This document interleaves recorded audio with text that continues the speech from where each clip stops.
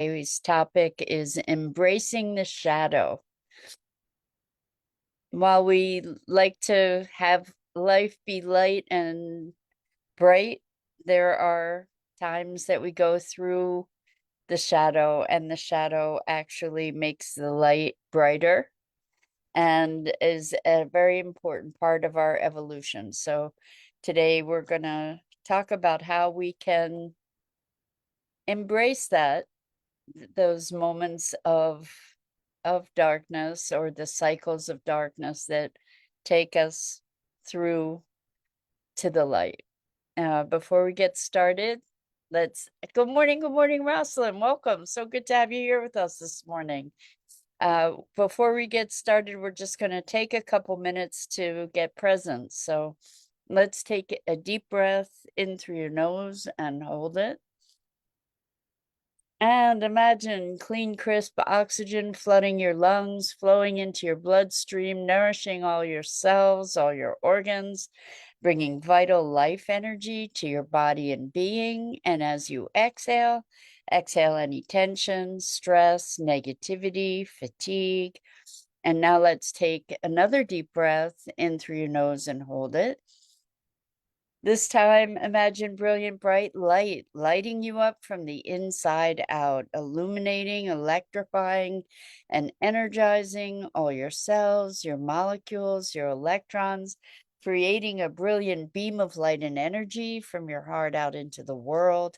And as you exhale, exhale any remaining tension, stress, negativity, fatigue. And now let's press our palms together. Vigorously rub your hands together to feel the friction, the temperature, the pressure, the motion, the tickling and tingling when you stop, and allow all those sensations to bring you present right here, right now, into this remarkable physical form that enables us to experience life. Welcome, welcome, welcome. So today we're talking about embracing the shadow. And light and shadow, day and night, summer, winter, these are cycles of life. And it's the contrast that brings us into conscious awareness of these transitions that are so much a part and are so essential to life and evolution and our personal growth. So it's interesting. Now, I'm finding it very interesting to see that the certain cycles for myself, and I'm imagining that you might experience these as well if you sort of take a broader look at it. So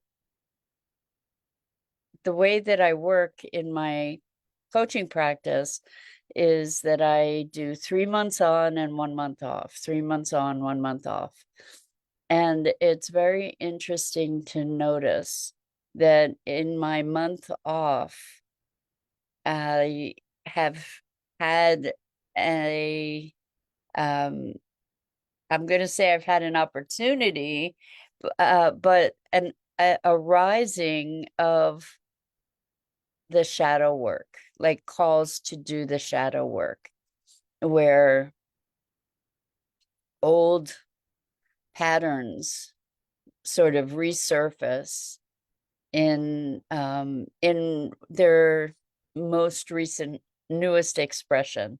So this gets us into the conversation about the spirals of change, because so many of us revisit the same things over and over and over in life, and it feels sometimes like we're not making any progress. It's like, oh my gosh, this again? Like, are you kidding me?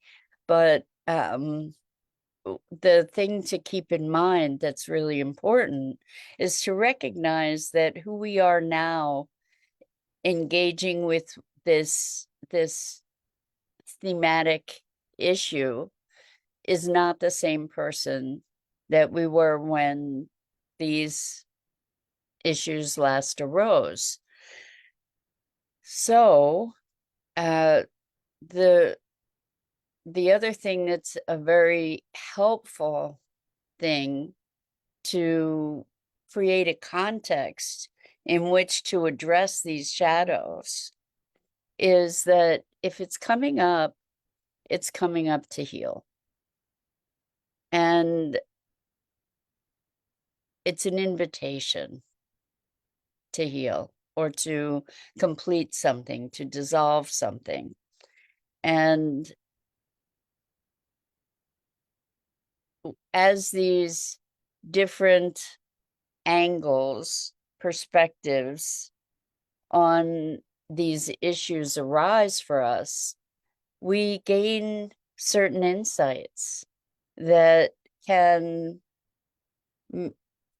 be revelatory sometimes, to say, oh my gosh, this perspective that I had on this for so long, I can see where it wasn't complete. I can see where it wasn't accurate, where I was viewing something through a certain lens, and now I'm able to readjust that lens, which now gives me a very different vantage point.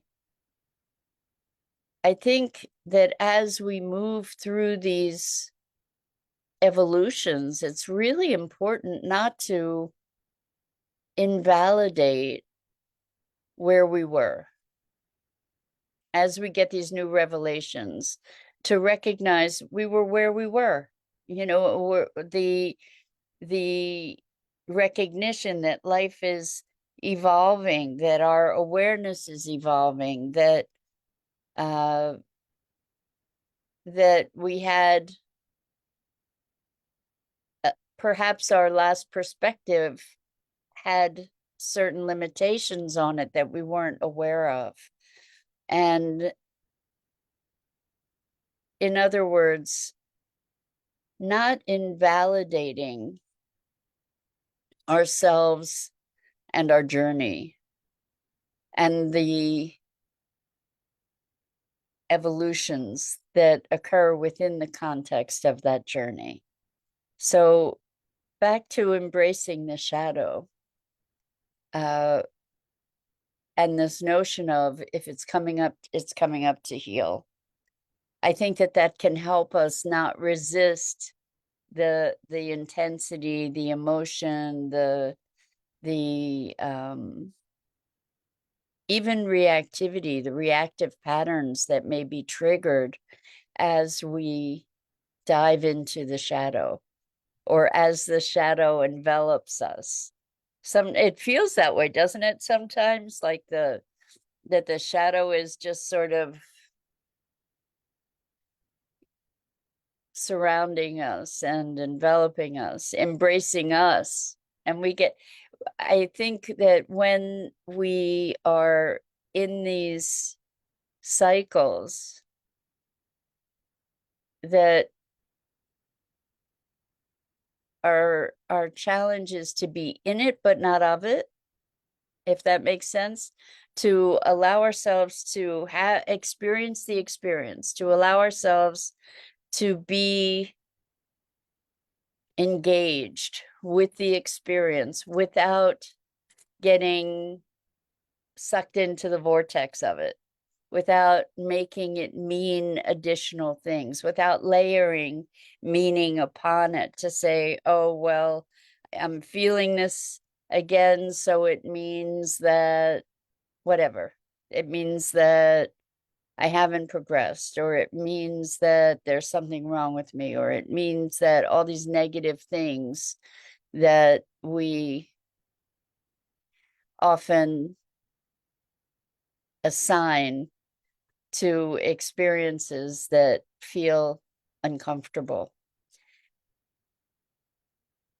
We could make it mean, I mean, it's funny. I think that we often default to negative meanings, and it's not that they're true or that the positive meanings are any more true, but the positive meanings can help us navigate to get to the other side of these things more readily. So we could make it mean, oh, great, here's an opportunity for a breakthrough, right? It doesn't necessarily make the discomfort less, but when we reduce the resistance, it allows us to flow with whatever is emergent for us. So the shadow,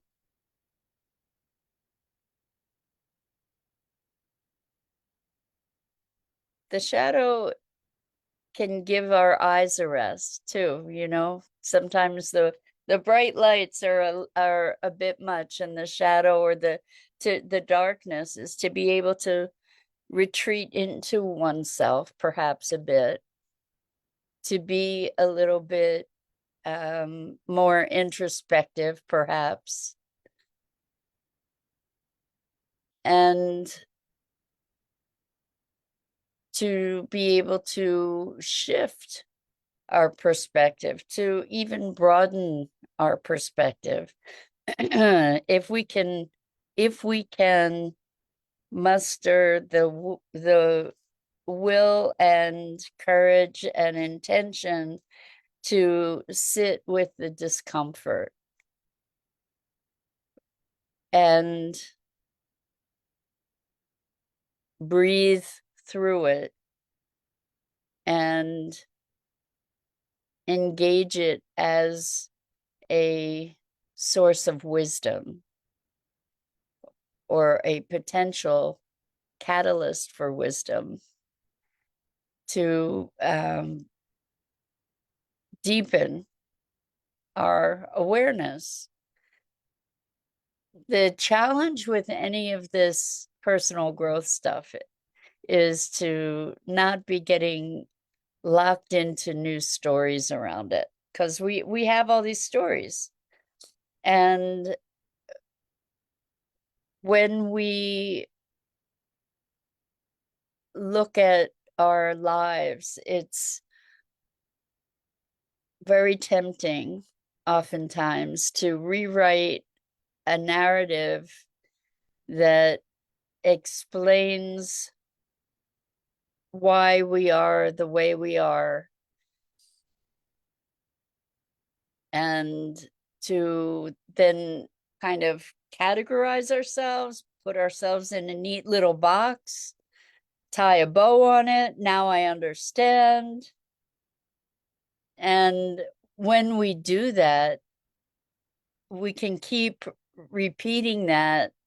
And that box that might have initially felt liberating then becomes its own constraint. So Rosalind says, story making mind. I'll hear something and think, yeah, that's what I'm feeling. Great. Okay, so story making mind 100%. And yes, we can hear something and say, yeah, that's what I'm feeling in this moment. And I think the in this moment piece is critically important, so that we don't lock ourselves into a definition that's fixed. So when we embrace the shadow, it's not about adding that darkness to a foundational story. It is saying, yeah, that's what I'm feeling right now. And what is it related to? And where did it come from? And oh, I see that. And what does that aspect of myself need? This is a great question, actually. What does that aspect of myself need in order to be able to move forward, in order to be able to dissolve? And I say dissolve rather than heal in a very deliberate way, to dissolve that dynamic, that overlay, that belief or spell or perspective, to dissolve whatever is holding us into that pattern. And the reason for the word dissolve rather than heal is that there's nothing broken. There's wholeness that all kinds of things have been layered on top of. And I'm saying that from a vantage point of, for many years, having believed that I was broken, feeling that I was broken, and always wanting to fix myself. And I've come to believe that it's not so much that we're broken, but that there are all these things layered on top of our wholeness that make it less accessible to us. And as we can dissolve these overlays, we can come back to our wholeness. We can expose the wholeness that we are bit by bit as we dissolve these other things that have been piled on top of our wholeness and our essence. So the shadow is an absence of light. When we, good morning, Sue. So great to have you here with us this morning. Welcome. We're talking about embracing the shadow. And also, as we embrace it, not holding it super tight, but allowing it to be a teacher. That our bodies are our teachers, our emotions are our teachers. The darkness is a teacher, the light is a teacher.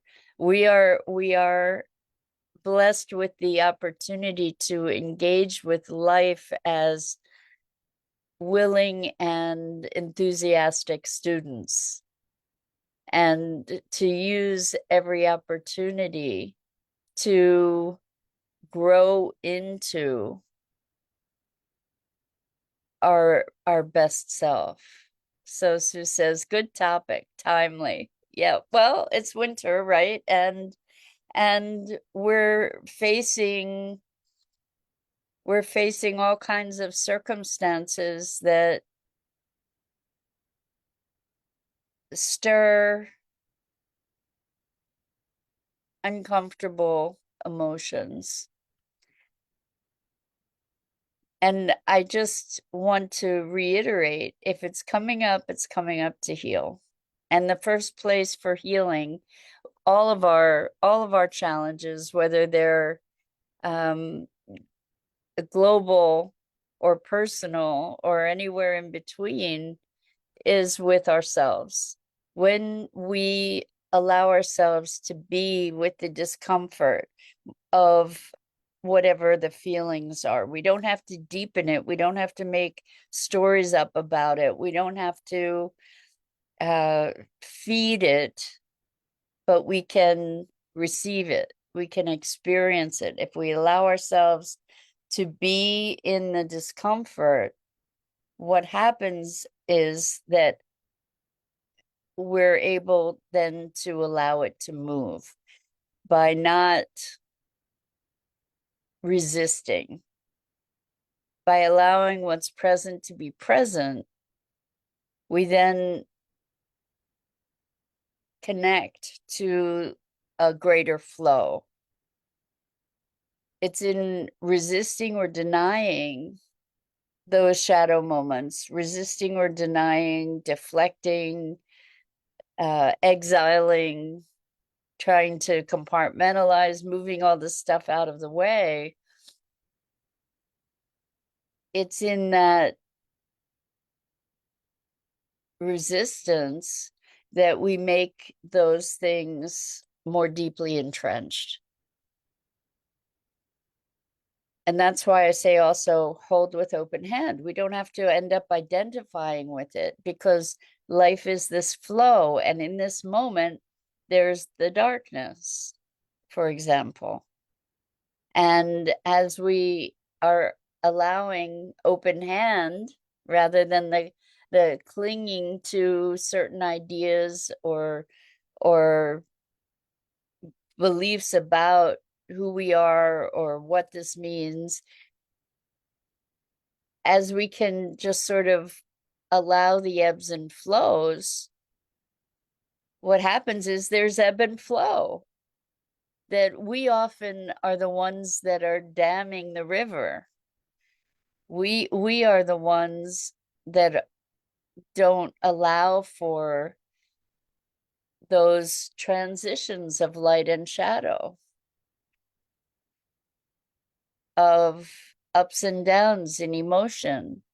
We're complex systems. Each of us is a very complex system with one thing tying into another, into another, into another. And it's like dominoes, but it's like 3D dominoes because it's not a linear thing where you knock one down and they all go down.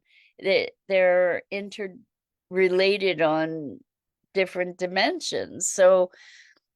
Uh, so good question. How do we help ourselves not identify it? By feeling it and moving on? Well, I think we get to feel it while we feel it.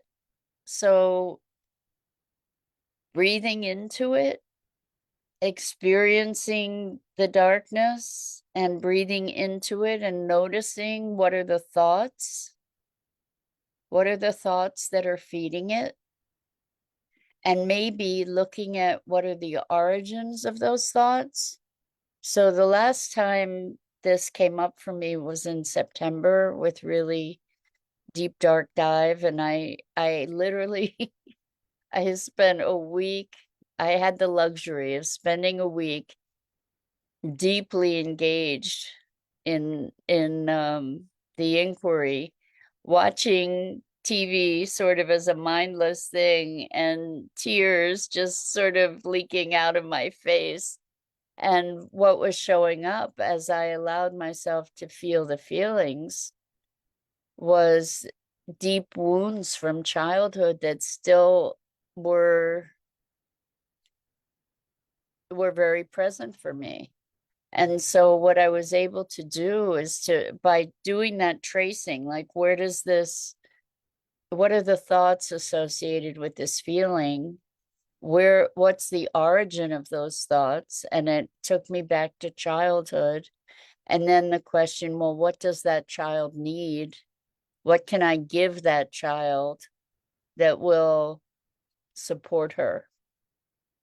And so I was able to love that little kid, just to have sort of in my mind's eye, a dialogue with her, and to just cuddle with her and hold her and let her know she was supported, and that she was wonderful just as she was. And so for me, that's where things trace back to the skill there for all of us to cultivate is first to be able to be present with the discomfort of the feeling and not identify with it. So how do we not do that is to recognize I have these feelings. It's not who I am. So to recognize that we are not, we are bigger, who we are is bigger than the feelings that we feel. The feelings that we feel are important. They're communications. What if those feelings are communications and not our identity? They're communications from another dimension of our intelligence. And they're a call for love and attention. So that might help to recognize that our emotions are a part of our greater intelligence trying to communicate with us. And when our emotions are uncomfortable, they're saying, hey, it's like a little kid just crying, please give me the attention. Please listen to me. Let's explore this together. So if we can receive it as an invitation, that might help us not identify with it. Receive it as part of a dialogue. So Rosalind says, I like that, an invitation to look closer. Yeah, instead of something's wrong, what's wrong, right? It's like an invitation and a communication to engage more deeply. So that's it for this morning. I'm Mira Rubin. This is the Core Connection, and I go live here each weekday morning at 9 a.m. Eastern on the Enlightened World Network Facebook page and YouTube channel. And I invite you to please like, follow, and share Enlightened World Network and me. The links are in the description. And as always, it's a privilege and a pleasure to have the opportunity to engage with you each morning with these morning musings about what it is to be human. So until next time, so much love to you.